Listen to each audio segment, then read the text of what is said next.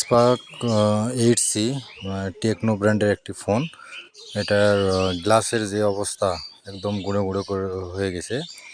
এখন আমরা এটা দেখবো যে খুব যত্ন সহকারে ওটাকে সেপারেট করা যায় কি না। ডিসপ্লে পুরোপুরি ঠিক আছে, শুধু গ্লাসটাই পরিবর্তন করতে হবে। তো এখন সতর্কতার সহিত আমরা দেখবো যে গ্লাসটা চেঞ্জ করা যায় কি না। তো সেপারেট মেশিনে নিলাম। এখন ধীরে ধীরে এটাকে সেপারেট করতে হবে। আমি ভিডিওটা একটু স্পিড বাড়াই দিলাম যাতে সময়টা কম লাগে। দেখেন শেষ পর্যায়ে কি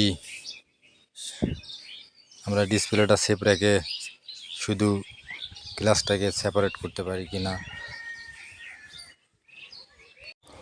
এটাকে অনেক সময় নিয়ে তাড়াহুড়ো না করে ধীরে ও স্থিরভাবে কাজটা করতে হবে, যাতে কোনোভাবে আমাদের ডিসপ্লেতে আঘাত না লাগে, সেদিকটা লক্ষ্য রাখতে হবে।